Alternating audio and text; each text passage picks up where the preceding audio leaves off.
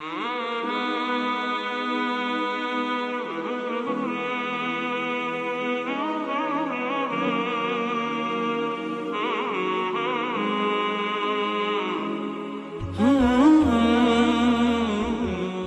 بعد فاعوذ باللہ من الشیطان الرجیم بسم اللہ الرحمن الرحیم قال اللہ جل وعلا یا ایہا الذین آمنوا اذا قیل لکم تفسحوا فی المجالس فافسحوا یفسح اللہ لکم واذا قیل انشزوا فانشزوا یرفع اللہ الذین آمنوا منکم والذین اوتوا العلم درجات واللہ بما تعملون خبیر۔ اے ایمان والو، جب تمہیں کہا جائے کہ مجلس میں وسعت پیدا کر دو تو اپنی مجالس میں وسعت پیدا کر دیا کرو، اور جب تمہیں کہا جائے کہ اٹھ کے چلے جاؤ تو پھر چلے جاؤ۔ یرفع اللہ الذین آمنوا منکم والذین اوتوا العلم درجات، اللہ تعالیٰ نے بلند کیا ہے ان لوگوں کو تم میں سے جو ایمان والے ہیں اور جو علم دیے گئے ہیں۔ واللہ بما تعملون خبیر، اور اللہ تعالیٰ جو تم عمل کرتے ہو اس سے خبردار ہیں۔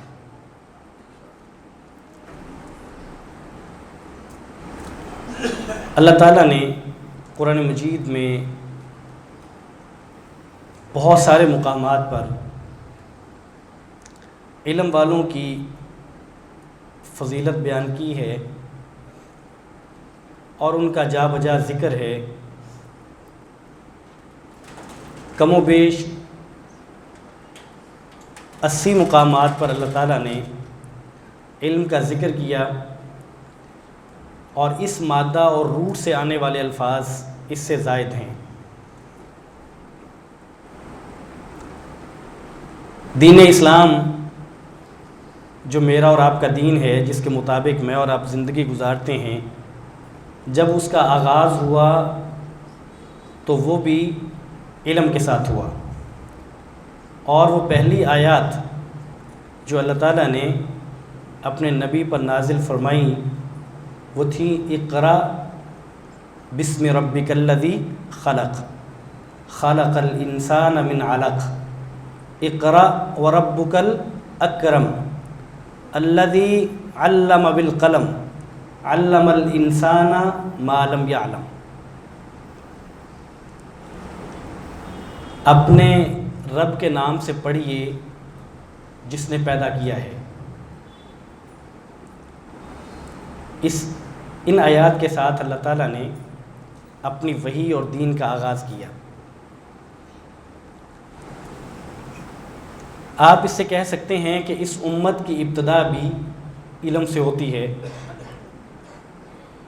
اور رسول کریم صلی اللہ علیہ وسلم کی اتنی احادیث ہیں علم کی فضیلت کے بارے میں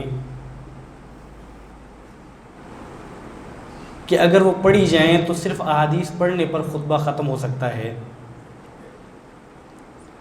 آپ صلی اللہ علیہ وسلم اپنے بارے میں فرماتے ہیں کہ مجھے اللہ تعالیٰ نے معلم بنا کے بھیجا ہے، علم دینے والا۔ آج کی گفتگو میں جو بات آپ کے سامنے رکھنا چاہتا ہوں وہ یہ ہے کہ جس علم کو اسلام علم کہتا ہے وہ کون سا علم ہے؟ ہم تعلیم یافتہ ہیں، ہم اپنے بچوں کو تعلیم دیتے ہیں، اس علم کی کیا اہمیت اور افادیت ہے؟ کہنے کو تو ہم نے اپنی درسی کتابوں میں اور اپنے نصابوں میں وہ ساری احادیث شامل کر دی ہیں، اور اپنے اسکولوں کی دیواروں پر وہ ساری احادیث لکھ دی ہیں جو علم کی اہمیت پر آپ صلی اللہ علیہ وسلم کی طرف سے موجود ہیں۔ لیکن سوال یہ پیدا ہوتا ہے کہ اللہ تعالیٰ نے قرآن مجید میں اور آپ صلی اللہ علیہ وسلم نے اپنے فرامین میں جس علم کی فضیلت بیان کی ہے وہ علم دین کا علم ہے یا وہ علم دنیا کا علم ہے یا وہ احادیث اور آیات دونوں جو علم ہیں، جو دینی ہے اور جو دنیا کا ہے، ان دونوں کے لیے ہیں۔ یہ بات یاد رہے کہ جتنے عمرانی علوم ہیں یا معاشرتی علوم ہیں، یہ اصل میں دینی علوم اور دینی علم کو حاصل کرنے اور اللہ کی معرفت کو حاصل کرنے کے لیے معاون کی حیثیت رکھتے ہیں۔ ان کی حیثیت بنیادی نہیں ہے۔ بنیادی حیثیت اللہ اور اس کے رسول کے فرامین کو جاننا، ان کی باتوں کے بارے میں آگاہی رکھنا، جس کو ہم دین کا علم کہتے ہیں، بنیادی حیثیت اس علم کو ہے۔ یہی وجہ ہے کہ رسول اکرم صلی اللہ علیہ وسلم نے جب علم کی فضیلت کے بارے میں فرمایا تو آپ فرماتے ہیں خیرکم من تعلم القرآن وعلمہ، تم میں سے بہترین شخص وہ ہے جو قرآن مجید سیکھتا ہے اور اسے سکھاتا ہے۔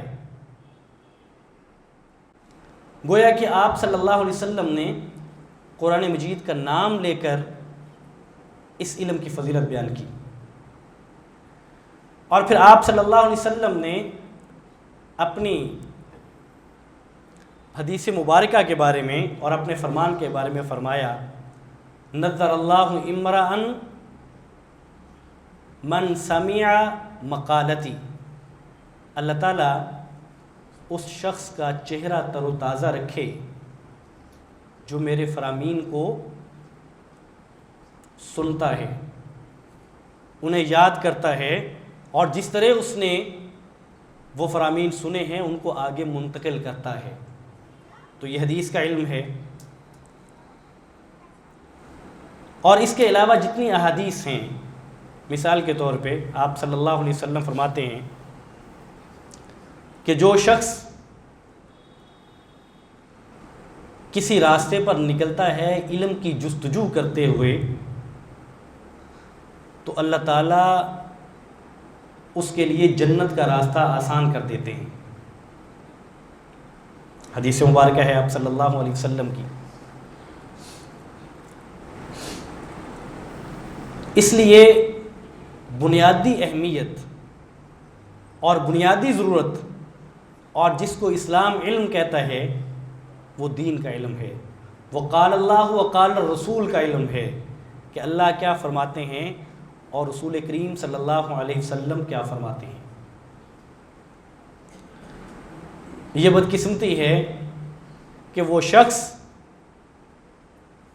جو اللہ اور اس کے رسول کے علم کو جانتا ہے اس کے بارے میں ہم یقین سے اسے تعلیم یافتہ کہہ سکیں یا نہ کہہ سکیں، کہہ بھی دیتے ہیں نہیں بھی کہتے، لیکن اس شخص کے بارے میں ہم یقین سے اہل علم کا اور تعلیم یافتہ ہونے کا کی رائے رکھتے ہیں جو ہمارے معاشرتی علوم کو پڑھ چکا ہے۔ یہ بات جان لیجئے کہ جتنے علوم معاشرتی ہیں اور جس طرح ہم اور ہمارے بچے پڑھتے ہیں اور جس غرض اور نقطہ نظر سے میں اور آپ اپنے بچوں کو پڑھاتے ہیں، ہم میں سے اکثر، سارے تو نہیں، وہ مقاصد اور نتائج سامنے رکھیں تو ان علوم کو علم کہنے کو تو جی کرتا ہے، ان کو پڑھنے والوں کو تعلیم یافتہ کہنے کو جی نہیں کرتا۔ مثال کے طور پہ علم اس لیے حاصل کیا جاتا ہے، والد اپنے بچے کو علم اس لیے دیتا ہے کہ یہ بڑا ہو کے کسی کا محتاج نہ رہے، یہ کسی کا محتاج نہ رہے، یہ خود کفیل ہو سکے۔ علم اس لیے دیا جاتا ہے کہ یہ اپنا گھر سنبھال سکے، یہ معاشی طور پہ پریشان نہ ہو۔ اور ایک والد یہ بات سمجھتا ہے کہ اگر اپنے بچے کو وہ اس قابل بنا گیا ہے کہ اسے نوکری مل گئی ہے اور وہ پیسے کمانا شروع ہو گیا ہے، تو یہ سمجھتا ہے کہ میری ذمہ داری اور فرض وہ ادا ہو چکا ہے، اور اس نے وہ تعلیم جو دینی تھی وہ گویا کہ ثمر آور ہو چکی ہے۔ یہی وجہ ہے اور یہی ترجیحات ہیں کہ آج وہ تمام علوم اس معاشرے میں، وہ تمام علوم مہنگے ہیں اپنی فیسوں کے اعتبار سے، جو بعد میں آپ کے بچے کو زیادہ پے پہ نوکری دلوا سکتے ہیں۔ نتیجتاً جس بچے کو آمدنی زیادہ ہوگی اس کا جو علم ہے وہ اتنا مہنگا ہے، اور جس کی آمدن جتنی کم ہوگی اس کے علم کی فیسیں اتنی کم ہیں۔ یہ امر واقعہ ہے، یہ آپ اور میں ہم سب جانتے ہیں۔ جب ایک والد اپنے بیٹے کو تعلیم اس غرض سے دیتا ہے کہ میرا بیٹا بڑا ہو کے خود کفیل ہو جائے، معاشی طور پہ پریشان نہ ہو، اور بیٹا اس لیے تعلیم حاصل کرتا ہے، تو مجھے بتائیے کیا دنیا میں کہیں بھی تعلیم کے یہ مقاصد ہوتے ہیں؟ یعنی یہ چیز انسان کو حاصل تو ہوتی ہے، تعلیم جب انسان حاصل کرتا ہے تو یہ خود سے حاصل ہو جاتا ہے۔ آپ کی آمدن، معاشی خود کفالت یہ خود سے حاصل ہو جاتی ہے، لیکن کیا اس کو مقصد بنا کے مضامین کا انتخاب کرنا کہ یہ مضامین اپنے بچے کو اس لیے پڑھا دوں تاکہ اس سے آمدن زیادہ ہو، تو مجھے بتائیے کیا یہ تعلیم ہے؟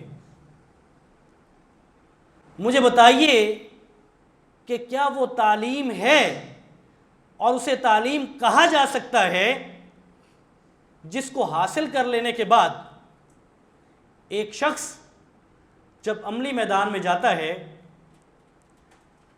الا ماشاء اللہ چند لوگوں کو نکال دیجئے، پوری زندگی اس علم کی بدولت جو اس نے حاصل کیا تھا، پوری زندگی اس کے ہاتھ میں ظالم آ جائے تب، اس کے ہاتھ میں مظلوم آ جائے تب، اسے سچ بولنا پڑے تب، اسے جھوٹ بولنا پڑے تب، یہ ظالم کا بھی ساتھ دیتا ہے، یہ ظالم کو مظلوم بنانے کی کوشش کرتا ہے، اور یہ سچ کو جھوٹ میں بدلنے کی کوشش کرتا ہے۔ اور یہ بہت بڑا ایک طبقہ اس پاکستان میں اور دنیا میں موجود ہے، روز جھوٹ کو سچ بنانا اور مظلوم کو ظالم ثابت کرنا اور ظالم کو مظلوم ثابت کرنا، یہ اس کی تعلیم کا گویا کہ ایک طرح سے نتیجہ ہے، اور وہ روز عملی میدان میں اس کے مظاہرے کرتا ہے۔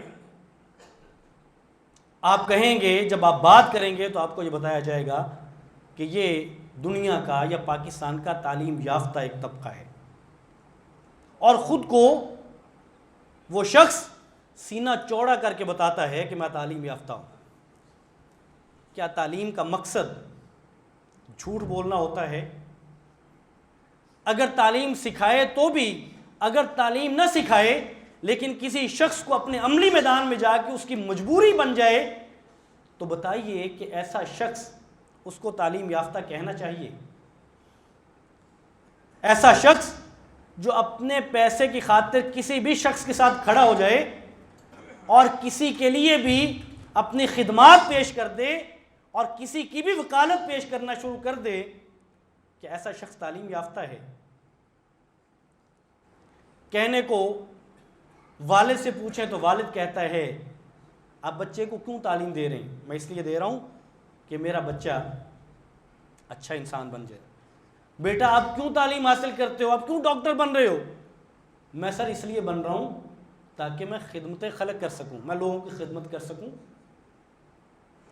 اور وہ تمام لوگ جو اسکولوں میں اپنے ٹیچر سے یہ کہتے رہے، اپنے اساتذہ سے یہ کہتے رہے کہ سر اس لیے ڈاکٹر بننا چاہتا ہوں کہ میں قوم کی، مسلمانوں کی، غرباء کی، مریضوں کی میں خدمت کر سکوں، آج ان میں سے کتنے ہیں جو اس لیے سڑکوں پہ موجود ہیں اور ایک عرصے سے موجود رہتے ہیں کہ ان کا سروس سٹرکچر نہیں بنتا، ان کی تنخواہیں نہیں بڑھتی، ایک ایک مہینہ، دو دو مہینے سڑکوں پہ رہتے ہیں اور مریض بیچارے تڑپتے ہیں، اور یہ خدمت خلق کا جذبہ لے کے پڑھنے والے سڑکوں پہ موجود ہیں۔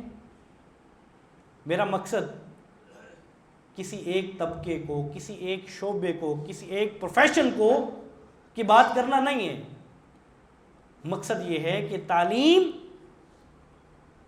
وہ ہوتی ہے جو انسان کو اللہ کی معرفت دیتی ہے، تعلیم وہ ہوتی ہے جو انسان کو حلال اور حرام کی تمیز دیتی ہے۔ ترجیحات ہیں، مقاصد ہیں، کسی کا مقصد چھوٹا ہو سکتا ہے، کسی کا مقصد بہت بڑا ہو سکتا ہے۔ چھوٹا مقصد کیا ہے؟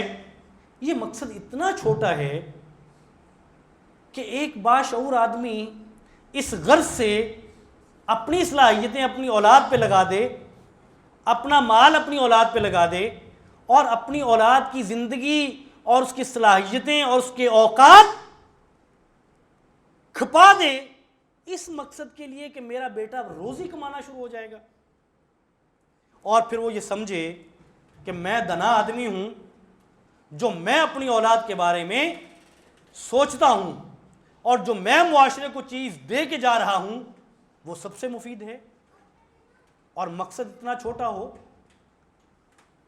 اور ایک وہ مقصد ہے، کہنے کو بات بالکل الٹ ہو چکی، آپ کے معاشرے نے یوں پلٹا کھایا ہے کہ وہ تعلیم جس کا مقصد بہت بڑا تھا، جس کی نظر اس 10 20 50 60 سالہ زندگی سے بہت آگے تھی، جس کا مقصد اللہ کی رضا کی حصول تھا، اللہ کی رضامندی تھی، جس کا مقصد ابدی زندگی کی کامیابی تھی، جس کا مقصد جنت کا حصول تھا، جس کا مقصد آگ سے بچایا جانا تھا، یہ سارے مقاصد ہماری نظروں میں بالکل چھوٹے ہو چکے ہیں۔ اور ہمارے ہاں بڑا مقصد کیا ہے کہ جی میرا بیٹا تو اتنے کماتا ہے، میرے بیٹے کے پاس بچوں نوجوانوں میں کامیابی کیا ہے، پوچھ لیجئے کسی نوجوان سے پوچھئے کہ کامیابی کیا ہے تو وہ آپ کو بتائے گا خوبصورت بیوی، اچھی نوکری، اچھا گھر۔ اگر 3 چیزیں میسر ہیں تو ایک نوجوان سمجھتا ہے کہ میں کامیاب آدمی ہوں۔ اور قرآن مجید کیا کہتا ہے کہ کامیاب وہ ہے جو خود کو آگ سے بچا لیتا ہے، کامیاب وہ ہے جو خود کو جہنم سے بچا لیتا ہے۔ اتنی باشعور قوم ہو، کہتے ہیں کہ دنیا میں جو ذہین ترین قومیں ہیں ان میں سے ایک بر صغیر کی قوم ہے، بر صغیر کے لوگ ہیں، بہت ذہین ہیں۔ اتنے ذہین لوگ ہوں، اتنے باشعور ہوں اور مقاصد اتنے چھوٹے ہوں، تو باہر صورت رسول اکرم صلی اللہ علیہ وسلم نے جس تعلیم کو تعلیم کہا ہے وہ تمام احادیث اگر ہم اپنے اسکول کی دیواروں پہ لکھوا بھی لیں، وہ تمام احادیث اگر ہم اپنے نصابوں میں شامل بھی کر لیں، اور ہمارے مقاصد یہ ہوں کہ بچوں نے پیسہ کمانے کی مشین بننا ہے، تو مت سمجھیے گا کہ آپ اور میں اور میرے اور آپ کے بچے ان احادیث کا مصداق بنتے ہیں۔ دیکھیے نا کہ رسول کریم صلی اللہ علیہ وسلم فرماتے ہیں کہ ایک طالب علم اس کے اکرام کے لیے، اس کی عزت کے لیے، اس کی فضیلت کے لیے اللہ کے فرشتے اس کے پاؤں میں اپنے پر بچھاتے ہیں. مجھے یہ بتائیے کہ اللہ کے فرشتے پر اس لیے بچھاتے ہیں کہ یہ اتنا محترم ہے, یہ شخص اتنا مکرم ہے کہ اس نے تو پیسہ کمانے کی مشین بننا ہے, لہٰذا اس کو عزت دی جانی چاہیے. اس لیے آپ صلی اللہ علیہ وسلم علم کی تلاش میں نکلنے والے شخص کو کے لیے اگر فرماتے ہیں کہ اس شخص کے لیے اللہ تعالیٰ جنت کے راستے آسان کر دیتے ہیں, تو مجھے بتائیے کہ کیا ایسے علم کے بارے میں ہے؟ اللہ کی پناہ ہے, آپ کے اداروں میں تو میوزک کی تعلیم بھی دی جاتی ہے, فن آرٹس ایک سبجیکٹ ہے اور ایک بہت بڑی تعداد سیکھتی ہے. اب کیا کہیں گے؟ کہنے کو تو یہ بچے بھی یہی احادیث پڑھ کے آئے ہوں گے, کہنے کو تو ان کا بھی علم ہے, یہ بھی علم حاصل کر رہے ہیں. حضرات گرامی قدر, علم جس کے بارے میں اللہ تعالیٰ فرماتے ہیں کہ اللہ تعالیٰ نے یرفع اللہ الذین آمنوا منکم والذین اوتوا العلم درجات, وہ علم اور وہ علم جس کے بارے میں آپ صلی اللہ علیہ وسلم فرماتے ہیں خیرکم من تعلم القرآن وعلمہ, وہ تو قرآن کا علم ہے, وہ تو حدیث کا علم ہے, وہ تو اللہ اور اس کے رسول کا علم ہے, وہ تو حلال اور حرام کی تمیز کرنے کا علم ہے, وہ تو اللہ کی پہچان اور معرفت کا علم ہے. اس لیے آپ میرے بھائی ہیں, آپ میرے بزرگ ہیں, جب اپنے بچوں کے بارے میں سوچیں تو بہت بڑی سوچ سوچا کریں. جب سوچیں اب غور کریں, اللہ تعالیٰ ان تمام لوگوں کو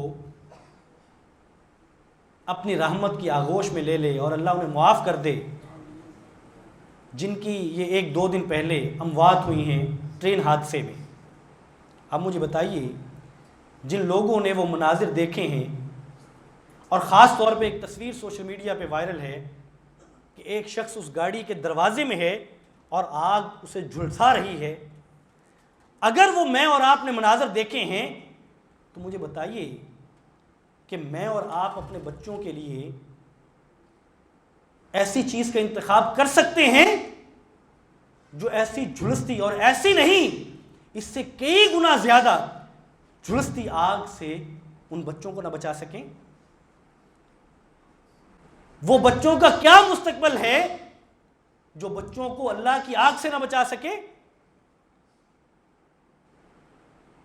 اور وہ بچوں کے ساتھ کیا ہمدردی ہے, کیا محبت ہے جو انہیں صرف پیسہ کمانے کا گھر بنانا سکھائے,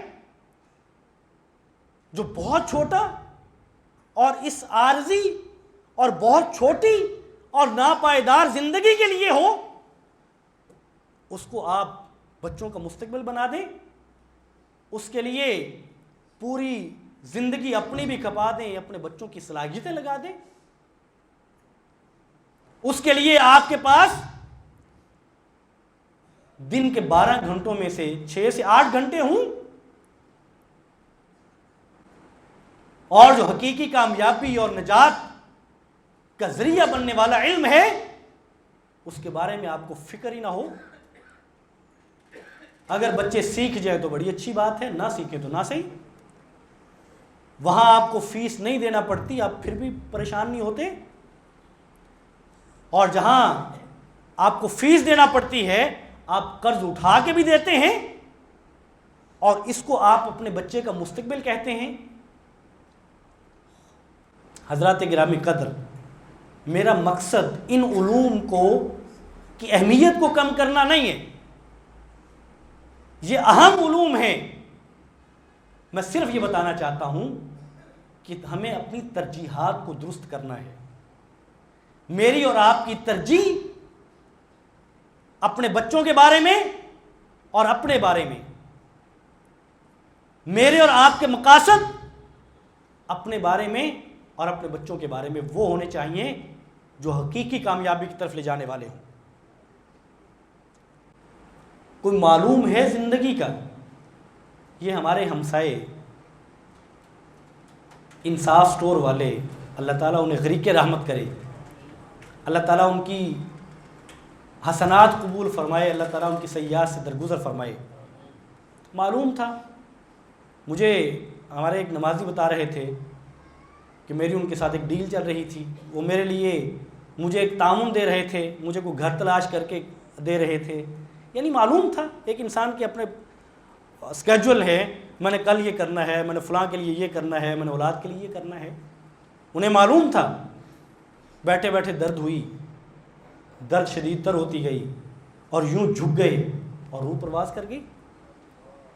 یعنی یہ زندگی ہو اور انسان اس زندگی کے لیے اپنا سب کچھ لگا دے، اور وہ زندگی اور وہ علوم جو انسان کی کامیابی کا سبب بننے والے ہیں ان سے درگزر کرے، انہیں وہ اہمیت نہ دے.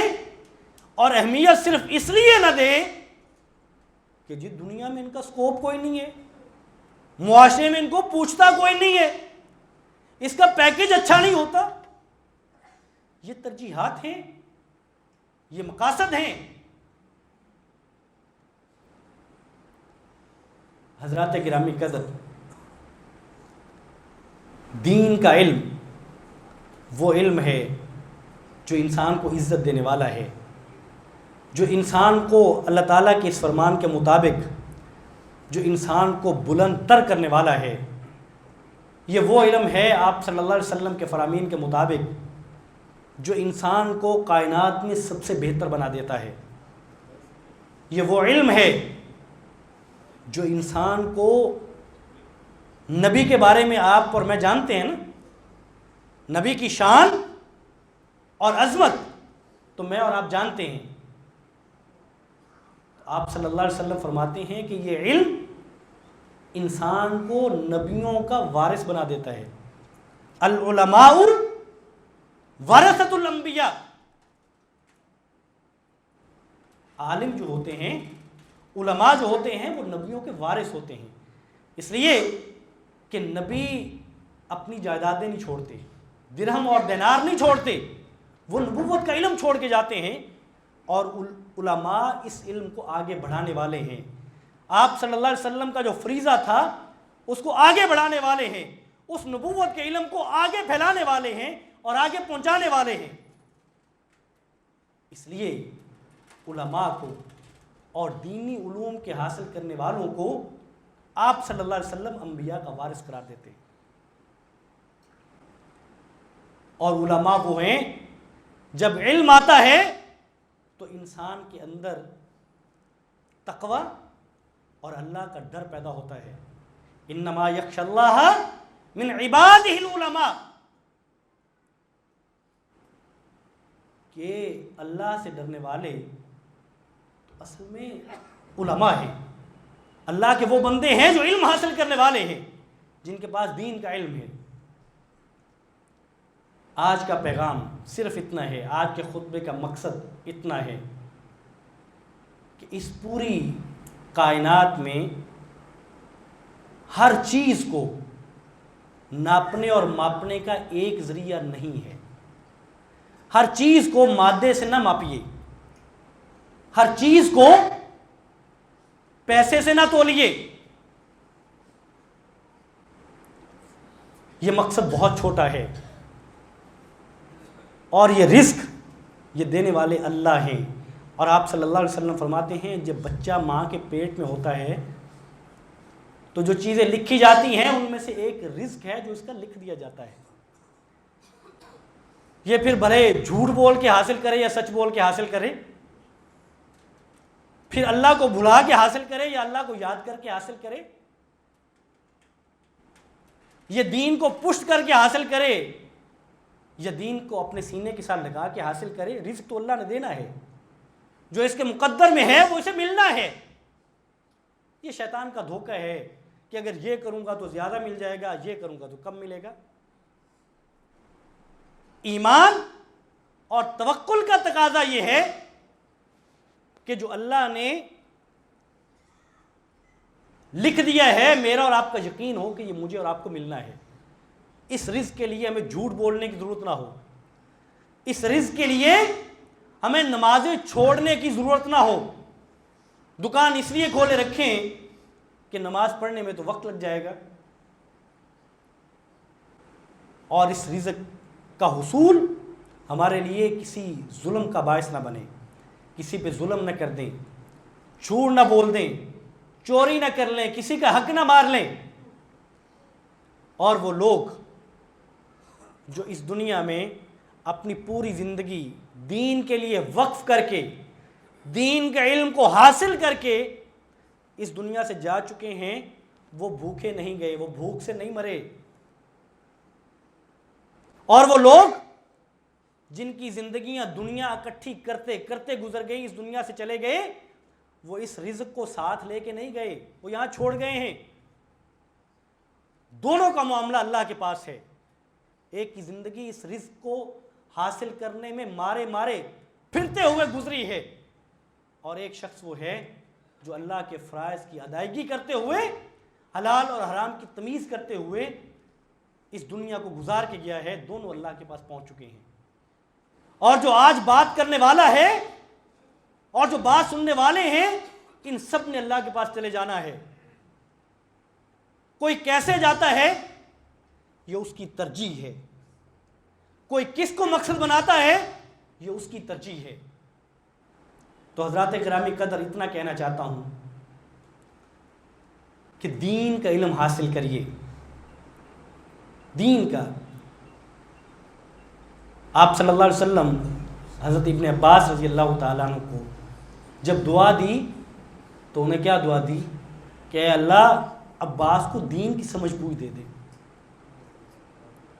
دین کی سمجھ بوجھ کی دعا دی.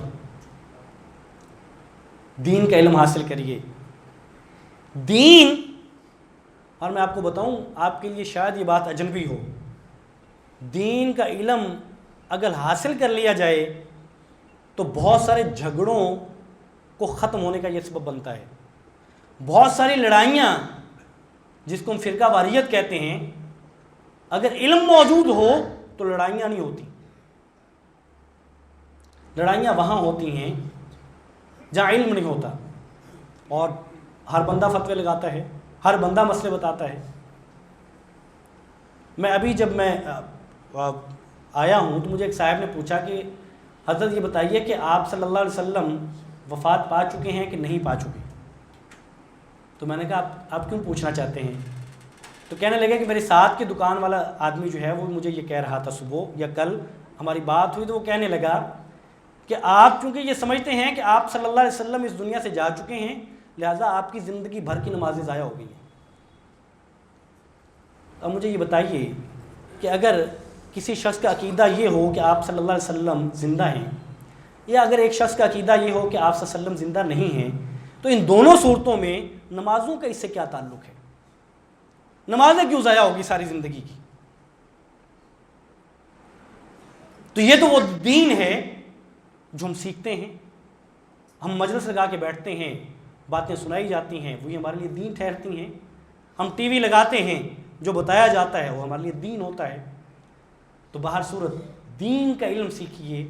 یہ فرقہ واریت اور اختلاف اور لڑائیوں کو کم کرنے کا سبب بنتا ہے. اپنے بچوں کو دین کی طرف لائیے. دین, یہ جو ہم نے سمجھا ہے کہ ہمارا کام تو روزی کمانا ہے, سارا دن اور رات اور ہفتہ مہینہ سال بھر یہ کرنا ہے, یہ تو کام اس شخص کا ہے دین کو سیکھنا جس کے یہاں داڑھی ہوتی ہے, جس کا مسجد سے تعلق ہوتا ہے. یہ تو اس کی ذمہ داری ہے, ہماری تو نہیں ہے. تو پھر ہم یہ بھی کہتے پھرتے ہیں کہ جی کیا کریں, وہ مولوی صاحب یہ بتاتے ہیں, اگر اس مولوی صاحب کے پاس جائیں تو وہ یہ بتاتے ہیں, ہم کس کی مانیں؟ بھی جب آپ کی کوئی ذمہ داری ہی نہیں ہے, جب آپ کا کام ہی کاروبار کرنا ہے, تو پھر یہی تو ہوگا. پھر یہ مولوی صاحب ایک بتائیں گے اور وہ دوسری بتائیں گے, تیسری بتائیں گے, پھر آپ پریشان ہوں گے میں کس کی مانوں. اور نزلہ پھر مولوی صاحب پر کہ چونکہ ان کا اتفاق نہیں ہے لہٰذا میرا تو کوئی قصور نہیں ہے. ان کا اتفاق ہوتا, یہ مجھے کوئی ایک دین بتاتے تو میں وہ سیکھ لیتا, میں اس پہ عمل کرتا. اب چونکہ ان کا اتفاق نہیں ہے تو میرا اس میں کیا قصور ہے، میں کس پہ عمل کروں؟ تو حضرات گرامی قدر، اتنا علم سیکھیے کہ جو علم کی مبادیات جسے کہا جاتا ہے، جو ضروری علم ہے وہ آپ کو آنا چاہیے۔ آپ کی اولاد میں سے جہاں آپ کے 4 5 6 بچے ہیں تو ایک بچے کو عالم دین بنائیے، جو آپ کو دن رات آپ کو تعلیم دے، آپ کو دین کے بارے میں بتائے۔ امام ابن قیم رحمۃ اللہ علیہ فرماتے تھے کہ انسان کا گزارا کھانے پینے کے بغیر ہو سکتا ہے، علم کے بغیر نہیں ہو سکتا۔ اس لیے کہ کھانا تو وہ کہتے تھے کہ دن میں 2 دفعہ ہوتا ہے، علم کی ضرورت آپ کو ہر لمحے پڑتی ہے۔ آپ نے یہ کرنا ہے کہ نہیں کرنا، یہ کرنا ہے کہ نہیں کرنا، اس کے بارے میں اللہ اور اس کے رسول کیا فرماتے ہیں، اس کے بارے میں کیا فرماتے ہیں۔ تو کم از کم ہم یہ تو کر سکتے ہیں کہ ہم اپنے بچوں میں سے ایک بچے کو، اور وہ بچہ وہ نہ ہو جس کو ہم دیکھیں کہ یہ بچہ ذرا کند ذہن ہے، یہ وہاں نہیں چل سکتا، اس کو مدرسے میں ڈال دیں۔ یہ بچہ وہ ہے جو گھر میں بڑا تنگ کرتا ہے، یہ بڑا ضدی ہے، اس کو مدرسے میں ڈال دیں۔ یہ بچہ معذور ہے، وہاں نہیں چل سکتا، اس کو مدرسے میں ڈال دیں۔ اللہ اکبر۔ تو کم از کم ایک بچے کو تو دین کی تعلیم دیں، ایک بچہ تو انبیاء کے علوم کا وارث بنے، ایک بچہ تو دین کا داعی بنے۔ اور آپ صلی اللہ علیہ وسلم کی حدیث سنا کے بعد ختم کرتا ہوں۔ آپ صلی اللہ علیہ وسلم نے فرمایا کہ جب کوئی شخص فوت ہوتا ہے، آپ نے معروف حدیث آپ نے سن رکھی ہے، اس کے سارے اعمال منقطع ہو جاتے ہیں مگر 3 اعمال باقی رہتے ہیں، اور ان 3 اعمال میں سے ایک عمل ایسا علم ہے جو فائدہ بخش ہو، جو نفع بخش ہو۔ آپ نے کسی کو دین کی تعلیم دے دی اور آپ فوت ہو گئے، اور یہ شخص اس علم کو آگے پھیلا رہا ہے، اس پہ عمل کر رہا ہے، آپ کے لیے صدقہ جاریہ ہے۔ نیک اولاد، آپ صلی اللہ علیہ وسلم دوسرا عمل بتاتے ہیں کہ اگر کسی نے نیک اولاد چھوڑی ہے، پیسہ کمانے والی اولاد نہیں، نیک اولاد۔ ہاں نیک اولاد پیسہ کمائے تو بڑی اچھی بات ہے، نیک اولاد تو آپ صلی اللہ علیہ وسلم فرماتے ہیں کہ شخص فوت ہو جائے تو نیک اولاد کے اعمال، یہ چونکہ اس مرنے والے کا کسب ہے، یہ اس کی کمائی ہے نیک اولاد، تو اس کے نیک اعمال بھی اس شخص کے درجات کی بلندی اور نیکی میں اضافے کا سبب بنتے ہیں۔ اس لیے ہمیں دینی علوم کی طرف آنا ہے، ہمیں اللہ اور اس کے رسول کے علم کو اور دین کے علم کو اہمیت دینی ہے۔ میں اور آپ مسلمان ہیں، میری اور آپ کی اللہ اور اس کے رسول کے ساتھ محبت ہے، تو ہمیں اس پہ سوچنا ہے اور یہ تعلیم دینی ہے۔ اللہ تعالیٰ مجھے اور آپ کو توفیق عطا فرمائے کہ آپ اور میں دین کی اتنی تعلیم حاصل کر سکیں کہ ہمیں ضروریات کا علم ہو سکے۔ اور اگر آج عمریں اتنی گزر چکی ہیں کہ باقاعدہ دین کا علم حاصل نہیں کر سکتے، تو اپنے چھوٹے بھائیوں کے لیے، اپنے بچوں کے لیے اہتمام کریں کہ ہم ان کو دین کی تعلیم دیں۔ اللہ تعالیٰ مجھے اور آپ کو حقیقی دین کا علم حاصل کرنے کی توفیق عطا فرمائے، اور جو لوگ حاصل کرنے والے ہیں اور جو لوگ نیت کرنے والے ہیں، اللہ تعالیٰ ان کے لیے اس علم کو اخروی کامیابی کا سبب بنا دے۔ وآخر دعوانا الحمدللہ رب العالمین۔